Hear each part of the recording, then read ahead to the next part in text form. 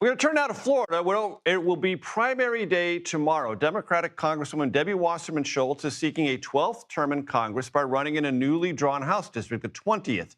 And she faces some measure of criticism for choosing a predominantly black district to run in for re-election. I want to bring in CBS News Miami investigative reporter Jim DeFede. He is also the host of their Sunday morning public affairs program known as Facing South Florida. Jim, I'm always happy to have you. You are so dialed in on all things Florida politics. Let's start with Debbie Wasserman Schultz, the 20th district, and I believe it's 4 others running against her, all African Americans. What's the state of that race? Well, it looks pretty good for Debbie Wasserman Schultz. She's feeling pretty comfortable. Really, there was, the other 4 candidates, African-American candidates, including the former Congresswoman Sheila Shifless McCormick, met several times before the deadline to see if they could galvanize around one of them.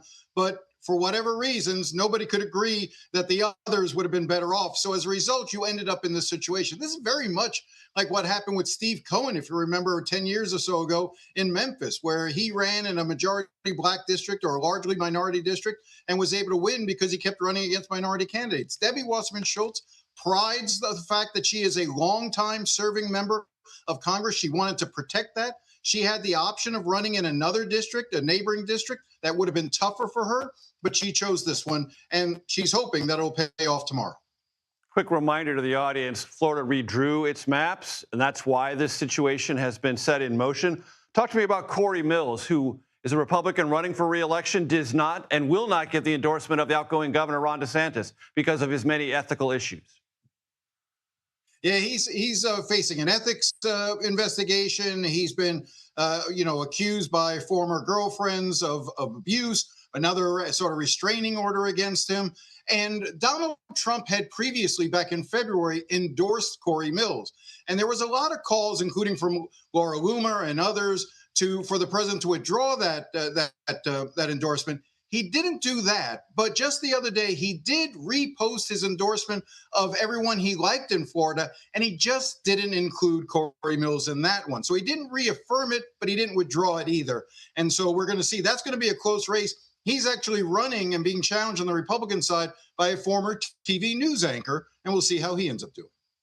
Talk to me about the governor's race. Byron Donalds, the likely Republican nominee, and David Jolly, possibly the likely Democratic nominee. How does that race stand at present?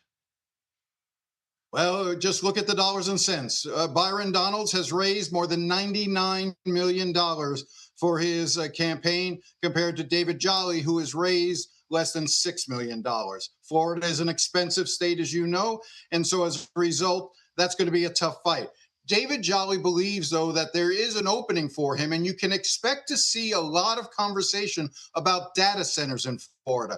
Byron Donalds has made some statements about how he wants to open up pristine land in Florida, to data centers. That is not a popular view in Florida. He's had to walk that back, but expect David Jolly to force that as an issue in this upcoming campaign, as well as the cost of living here and the fact that Florida has had about 30 years of Republican rule. And so if people are unhappy with the status of things, then they may want to seek something different. I'll also note that polling shows that Donald Trump is underwater in Florida, not by a lot, not by as much as you see in other states, but he is underwater in terms of his approval rating. And Jim, very quickly, I've seen the polling gyrating a lot on that governor's race. Where do you think things currently stand? I do think. Are you talking about on the Republican side? On the Republican side, in the general election, Donalds versus Jolly. I think everyone I've talked to, both Republican pollsters privately as well as Democrats, say they do think it could be a single-digit election. Now, to remind people, in 2022, Ron DeSantis won the state for governor by 19 points. That's a little deceptive. It's one of the reasons why people believe Florida is a deep blue state or deep red state. But the reality is what really happened in 22 was you had Democrats just stay home, just did not vote. Will they be turned on to actually come out in 26 in the general election? I think it's a much more likely scenario that for Democrats to turn out. Is it a double-digit blowout? Probably not. But is it a single-digit race? Yes, and it could get interesting depending on the issues. $99 million for Donald, $6 million for David Jolly. That is a ratio to keep in mind. Jim DeFede, thank you very, very much.